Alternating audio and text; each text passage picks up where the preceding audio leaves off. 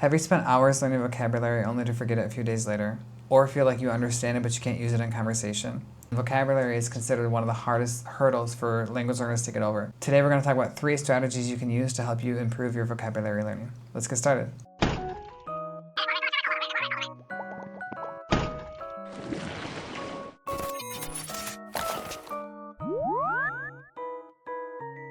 First, I know that it's been a while since I've been on. It's been about a month.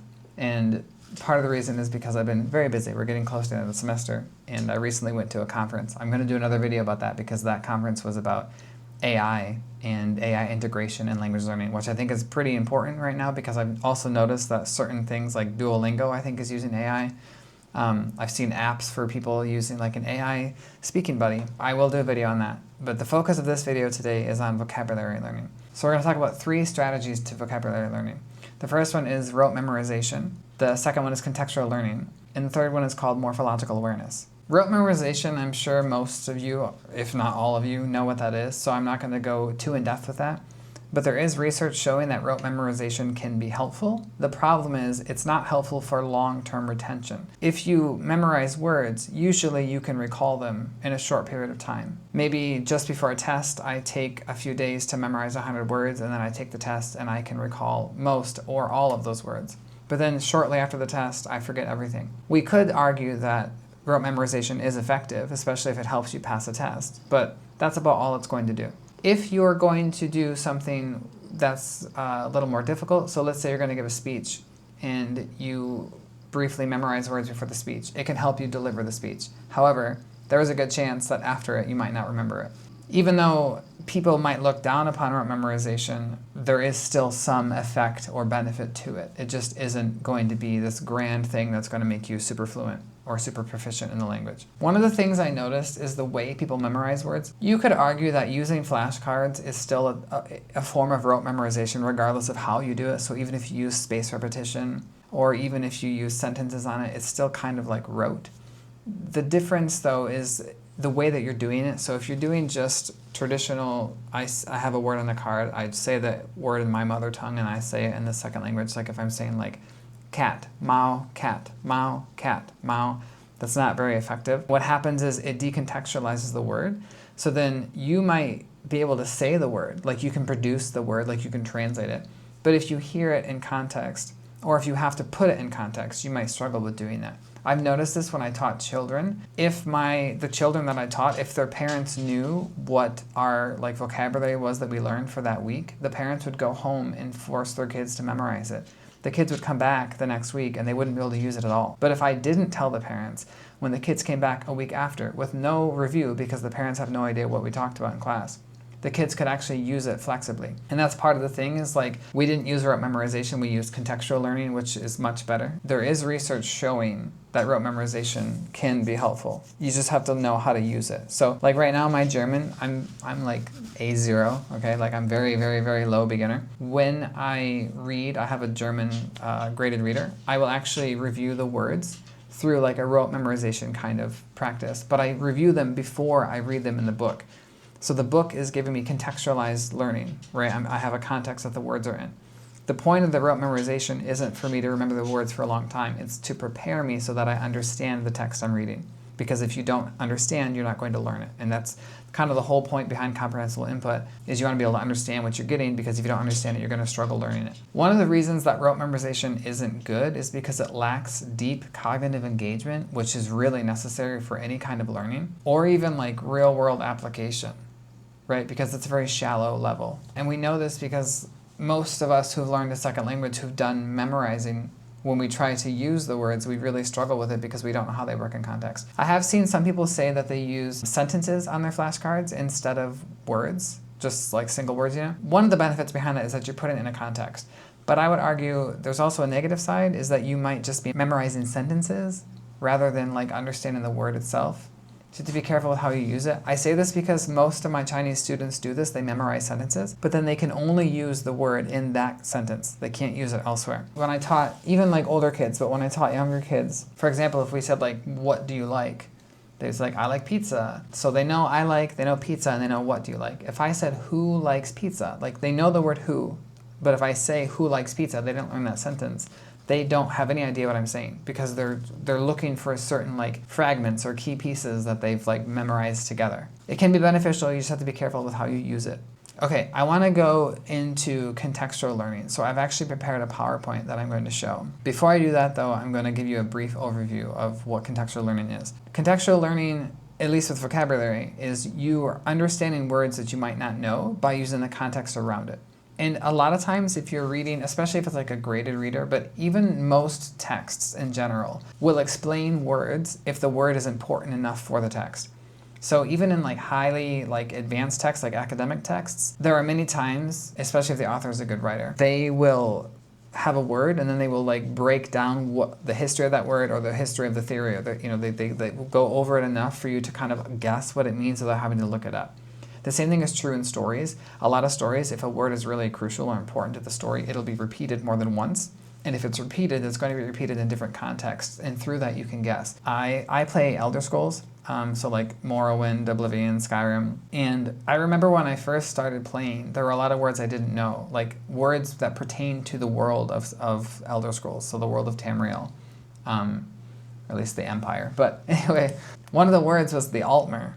And through experiencing different stories in the game or even different characters who talk about these types of things, you can start to learn that it's a race of people, right? Like you can learn these things without having to look it up. And that's one of the things, like as a native speaker, we feel comfortable with guessing, but for some reason when we learn a second language, we feel like if we don't know, we have to look it up.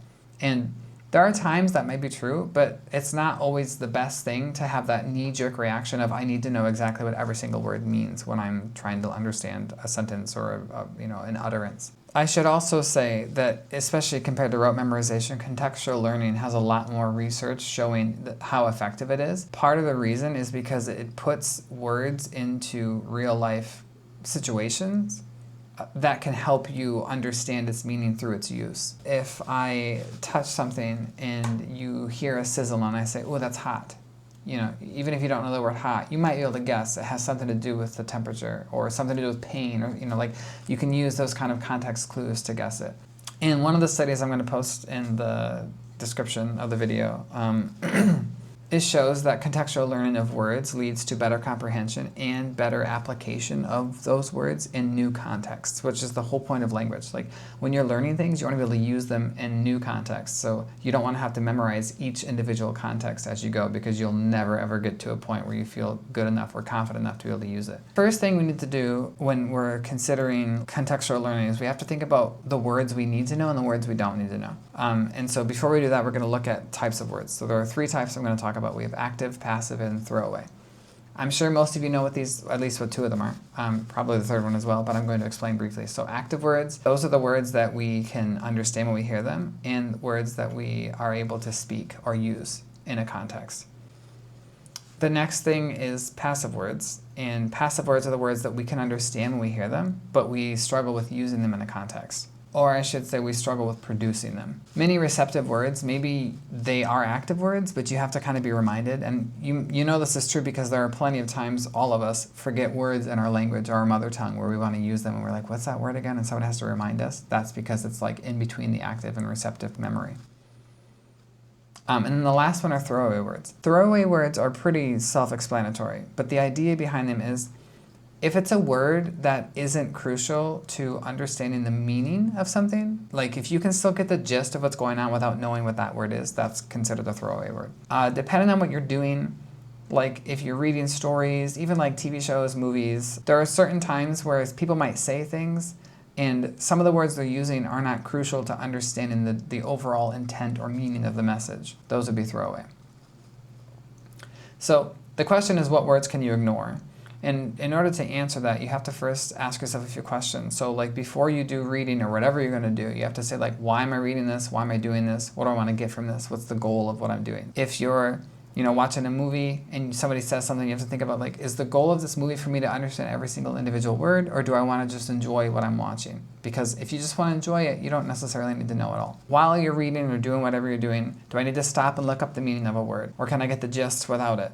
I had somebody ask me about watching videos and they're trying to do like comprehensible input, but they want to look up words they don't know and they don't know what to do because they don't want to stop. They don't want to get out of the flow. There are times where I mean, I'm the same way. I'm very linguistic in like the way that I think about language. And so I'm the kind of person who I want to look up words. I want to look up the grammar. So if I feel that like nudge, if I'm watching or listening to a podcast or a video podcast, I guess, I might like write down the time when there was a word spoken, and then afterwards I'll go back and look it up. Otherwise, during it, I'll just like try to get what I can from it without having to stop. But if it's like maybe they talk for a period of time where I don't understand anything, I'm gonna go back again and try to figure it out before I finish the episode. And then after the fact, you might say like, did I get what I wanted? Are there things I'm still confused about? And if there are, then where can I find the answer to that?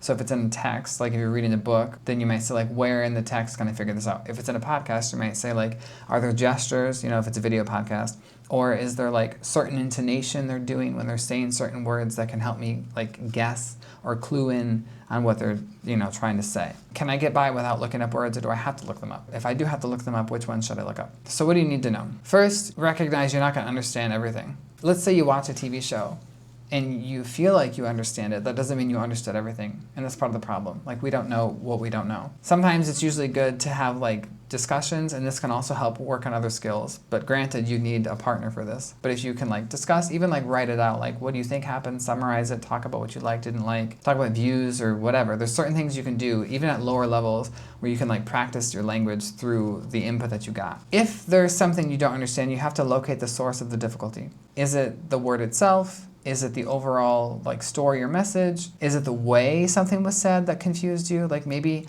they said a word and they laughed, but you don't realize why it's funny, right? Because that's not necessarily an issue with the word. That could be a cultural thing. You have to kind of recognize that. And then you have to develop strategies for coping. That doesn't include wasting time on unnecessary words. Like you don't want to just like, well, I don't know it, so I need to spend time looking it up. And then you look up and realize this is a word I'm never going to use. Why did I do that? In my college class, we have a text on Socrates, and it talks about him like serving in the Peloponnesian War or something like that. And my students always want to look up the word Peloponnesian. And like, all I know it's like a place or a people. I don't know what it means, and I don't need to know because it has nothing to do with my life. Why would I've never said the word Peloponnesian prior to that class. Just because it's a word you don't know doesn't mean you need to know it. Now we're going to be getting more into like structural cues, which involve grammar and morphological awareness. So no longer looking at context, although this can include context, but it's not necessarily looking at context. So we're going to talk about the grammatical function and then the morphology of words. So I have an example sentence here. If you look at the Sploony Erdl departed.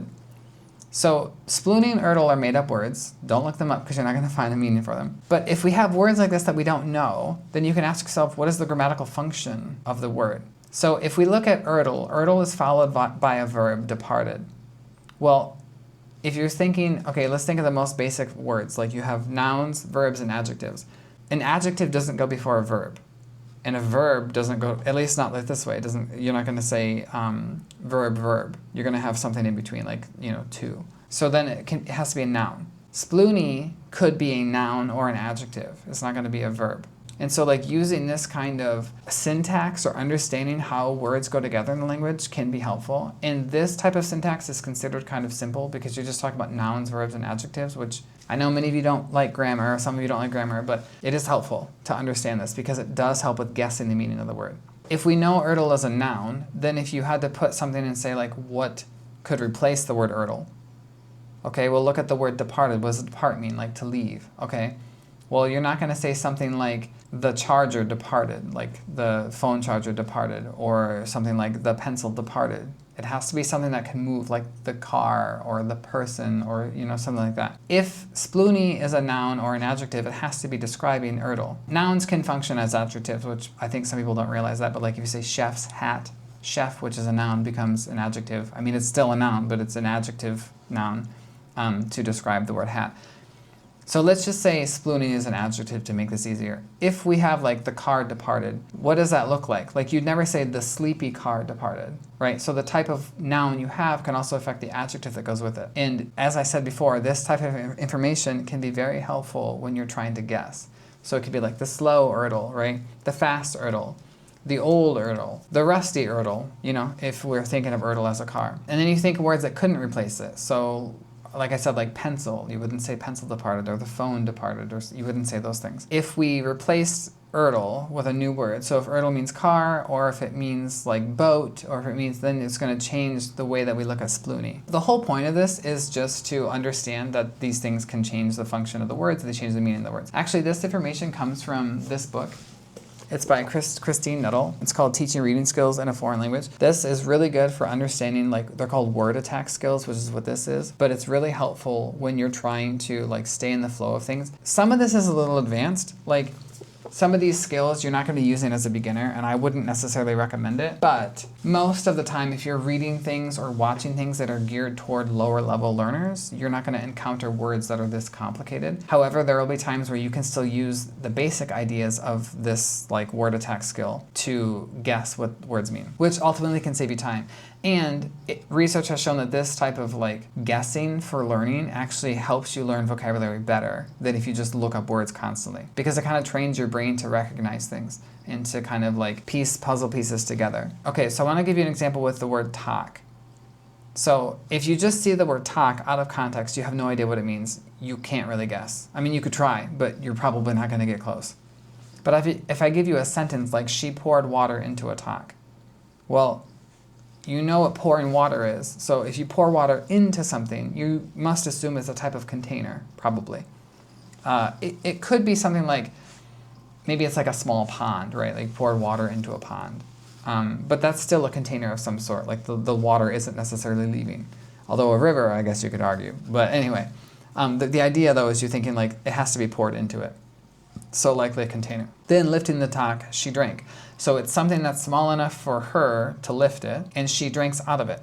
Okay, so what things do you drink out of? A cup, a bottle, a can, right? Maybe a really small bucket or something. You're not going to say something like a toilet bowl, because you're probably not going to lift a toilet bowl up and drink out of it, even though it can hold water. Unfortunately, as she was setting it down again, the talk slipped from her hand and broke. So now we know it has to be made of a material that breaks when it falls. Well, it's probably not paper, because paper doesn't break, it tears. Those are the kind of things you need to think about when you're guessing from context. Only the handle remained in one piece. Okay, now we know it has a handle, right? So from this, you could probably guess it's like a cup or a coffee mug. This word is made up, so technically we don't really know, but my guess would be a cup or coffee mug. The whole idea, though, is that we used the context around talk to guess what it means, and stories do this a lot. So if you're reading books, not necessarily TV shows, because they're not going to be narrating as much, but things that narrate or talk about that kind of stuff, you're going to be able to guess easier. Now, if it was a TV show and they use the word talk and you see them grab a cup, you could probably easily guess what that is, right? But if they're talking about it in the abstract form and they're not showing you concretely what it is, then of course you're going to struggle with guessing. When you're inferring from context, you need to consider the importance of the word. Do I need to know the word? You have to consider the structural cues, like I said, like grammatical or morphological. Can you use the surrounding context to understand it? If you cannot, if all of that fails, then use a dictionary, if you so desire. You don't necessarily have to, but if you really desire, like I'm the kind of person, I would look it up.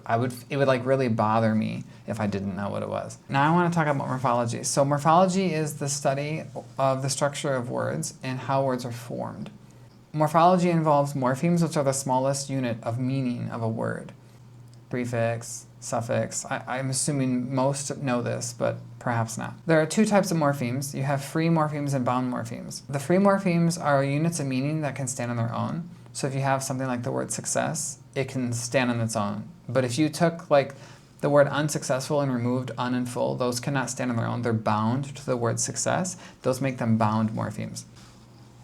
So bound morphemes can be broken further into two types. You have inflectional and derivational. Inflectional morphemes are suffixes that usually change the tense or quality of a word. So like adding an S or an ED or an ING. They're usually what like you would consider grammar. Derivational morphemes are the ones that can change the meaning of the word. I mean, this is all grammar stuff, but when we think of like grammar, we always think of like conjugating a verb or like adding an S for plural. Whereas derivational morphemes are the ones that can change the meaning of a word. So taking kind and turning it to unkind, which is the opposite meaning. Based on that idea, if you had to like break down the word morphological awareness, then you'd have morphology, which is the study of words or structures. And then you have ecole, which means of or pertaining to. So then morphological means pertaining to the study or structure of words. Then you have awareness, which is conscious of, and ness is state, condition, or quality. So then awareness is the state of being conscious of something, right? And then morphological awareness is pertaining to the study of structure of words. So then if we had to guess morphological awareness, you could say it's being aware about morphology, which is pretty close. Technically, the scientific definition means that our ability to reflect, analyze, and like break down meaningful components of words. And the point I'm making with this is if you use morphological awareness to guess, you might not necessarily 100% guess the meaning of the word, but you can usually guess enough to help you understand the gist of what's going on, which then in turn makes it comprehensible input. So if you're reading something you don't know and you break down a word like this, you can basically do this all on your own to understand the message of something without having to look up a word or without having to figure it out, by like consulting a dictionary. The thing is like, what's the point? Like, how do we learn this? How do we teach this? So it can be taught in a few ways. One is like just developing an awareness of the structure of words. So like unsuccessful, like knowing that that's 3 parts. Another way is like if you teach the meaning or if you learn the meaning of words. So like if you know aware means this or ness means this, when you see it in other words, then it can help you kind of guess the meaning of the word even if you don't know all of the word. And then another thing is by learning this, it can help you understand the like function of words, which just as I said earlier, like with the contextual inferencing from reading, that can help you break down words. So like if you see an S on something and you're not sure like what it is, well, normally if it's in a certain position in the sentence, you can guess if it's a verb or a noun. For example, let's say like, I walk my dogs. Well, my is before dogs, like you don't know the word dogs. Because my is prior to dogs, then you know dogs has to be something to do that belongs to me. It's a thing, right? So then like the S, if you know the S is plural, now you know, okay, it's more than one dog. This might sound really silly because if you're a native English speaker, this is second nature to you. Maybe I should say first nature. But the point is all languages have this. They do function differently. Every language has them differently. But these types of rules or these types of ideas can help you in the long run. And there's a lot of research backing this up, which I will post in the description.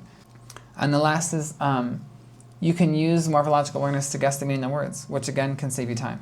So then what's the whole point? Why would we even do this? Well, it could benefit you in learning your language, whatever language you're learning. Studies show that morphological awareness can help you learn vocabulary and have better reading comprehension. If you have better reading comprehension, you're obviously going to learn more vocabulary. And if you learn more vocabulary, you're going to have better reading comprehension. It's going to like cyclical. And there are studies that show like learning words with reading or with listening, like input can help you with output as long as you're getting enough of it and as long as you're giving yourself opportunity to use it. By understanding the components of language, you're better able to understand how they work together and you can create new words with that or alter meaning with words with that. As native speakers, we do this all the time. We can say things that aren't necessarily correct, but because we know how to basically play with words, people that don't know the word but speak the language you speak can guess. An example I always think of is we use the word floor, which can be a verb, like that it floored me to hear that, like maybe I was like so shocked by that. But even if you say like somebody was trying to come into my house and so I took the door and I doored him, you probably can guess what I did. Either I closed the door or I hit him with the door or something. You're not going to think that I took the door off of the hinge and just opened it. You're going to have certain ideas based on how I'm using the word, even though it's not technically something that people would say. And that's the whole point. I would argue everyone speaks their own idiolect, but we have overlaps, which is why we understand each other. Because of that, if we have the basic understanding of the rules, or at least like not necessarily the prescriptive rules, but the way people use the language, we can actually use it in that way, which becomes native-like, even though it's not the proper or correct way. That helps us in daily communication or helps us in like understanding things that we don't normally know. So we talked about rote memorization, contextual learning, and morphological awareness. Like I said with rote memorization, it is effective, but it's for short-term use. You don't want to like constantly rely on that. It's not going to get you very far. I like to use rote memorization for helping me prepare for contextual learning.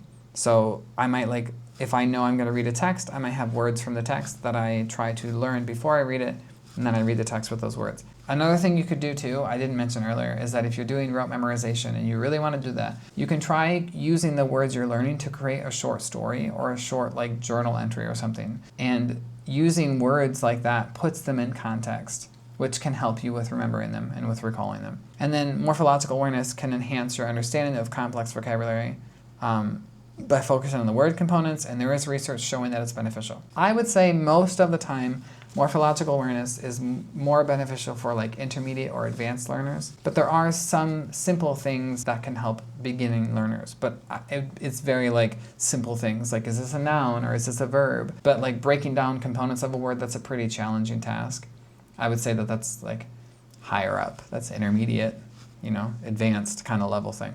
If you had to rate them, obviously contextual learning and morphological awareness, which does involve contextual learning in a way, are way better than rote memorization. I will say too, and this is something I like to do, so I like to play video games. If there's a game you really enjoy that you've played a lot, like I play League of Legends. When I first came to China, my Chinese was not very good. Like I had learned for 2 years in university, I could barely speak, I didn't understand most of the things I heard when people talked. I would play League of Legends in Chinese, and that's because they don't have an English version in China. I think you can download like a mod or something, I don't know. But a script, I don't know what it is. But it's like something I don't want to deal with, so I never did it. Over time, because I already knew the basics of the game and like I knew the champion names, or I knew the item descriptions, I actually used that to kind of learn Chinese a little bit. So at first I would recognize words, but I didn't know how to say them because it's a reading, right? There's no speaking in it. So, I mean, they speak, but they don't read the descriptions for you. Then I would like look up words. Or as I played with friends, my friends would say something and I would say, what is that? And they would say, oh, it's this thing that I just bought. So I'm like, oh, that's what that is. And so then I would slowly learn words that way. And then over time, of course, like if I'm playing the game with friends and we're talking about the game, which happens when you play, as a gamer at least, I'm going to be using those words. It might sound silly because you're like, well, when did you ever use, you know, the words in a game? I can tell you there have been many times words from a game have been used in my real life. There's a spell, for example, in the game called exhaust, shuruo. I've heard people say that in real life. Even the word ruo is used in real life.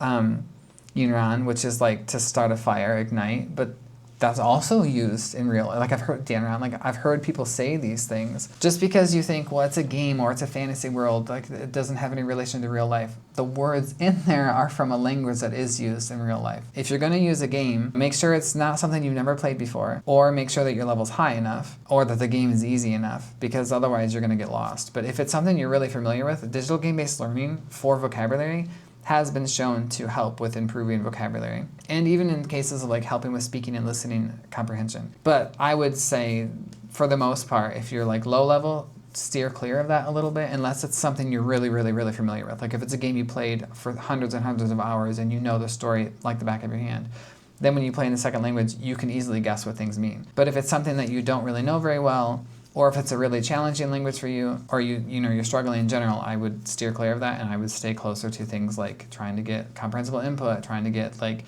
lower level things that are geared toward lower level learners. You know, I would do like rote memorization a little bit. Try finding context that the words you're learning are in so that you can have contextual learning with it. In terms of digital game-based learning, gaming can help motivate you, but if it's something that's really challenging, like trying to learn vocabulary when you're trying to learn a game at the same time, you're probably going to get demotivated. Which is why I would advise like you want to know the game before you get involved, because like I'm learning German, right? And I started playing Skyrim in German. I played Skyrim a lot, but I don't think I know the story well enough to like do everything in German. There's some things I can kind of learn here and there, like the description on certain things, you know, you might know what it is, so then you can kind of guess, but like when they talk, when they're like giving a little speech, most of the time I'm like, I have no idea what they're saying. Like I might know the quest I have to do, but I don't remember the dialogue about the quest. I do have a student that's using Skyrim to learn English, but he writes down like everything, which is pretty tedious. And I can imagine, unless you're a certain kind of person, most people are going to feel very like exhausted doing that.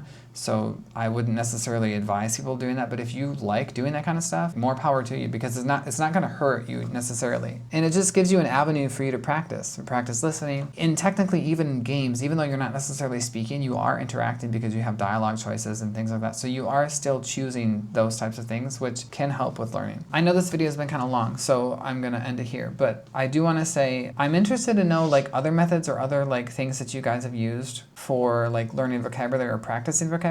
I do a lot of reading on it, but one of the things with research, and I think I mentioned this before, every study has limitations. Even when researchers, you know, say we found this like variable that did this and it had an impact on this. It's really difficult to say, like for example, like I mentioned digital game-based learning, there's a lot of research showing it's effective, but there's also research showing that it's not effective. It's just based on how you use it. Like when I went to a conference this past weekend, we talked about using AI for learning, and there's a lot of research saying like AI is so great because it motivates you and it reduces anxiety, which is really important for learning. And even people like Stephen Krashen have talked about that, like one of the reasons people don't learn is because they're so anxious, right? But the problem with that is if you use AI to do everything for you, you're not learning anything. You're just not anxious because you have nothing to do. It's kind of the same thing when I talk about the stuff in my video. So you have to make sure that you're like using it properly. So I'm just interested to know like what methods have worked for you, what things you've done, what things you like, what things you don't like. Feel free to put it in the comments. I'm gonna post from now on. I'm just gonna do this because I feel like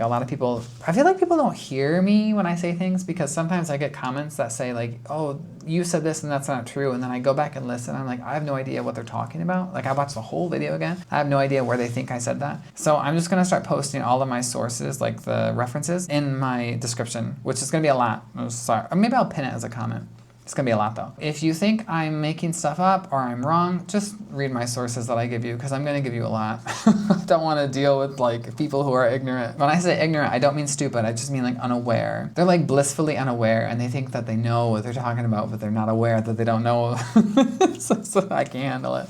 But I am interested in dialogue. I don't mind if you disagree with me. I've had plenty of people disagree with me who've had like cordial conversation, but like people who just say stupid stuff, I'm like, oh my God, get out of here. I've been working on German a lot lately. I kind of stopped for a little bit because we're getting really busy. I'm finishing up my research project and we're getting to the end of the semester, so we have like final exams. I want to do a video talking about like what I do when I learn, like specifically showing you and then like kind of practicing, embarrassingly, but practicing a little bit of German on video. Yeah, so if you have like any comments, any suggestions, feel free to leave them, and I'll see you next time.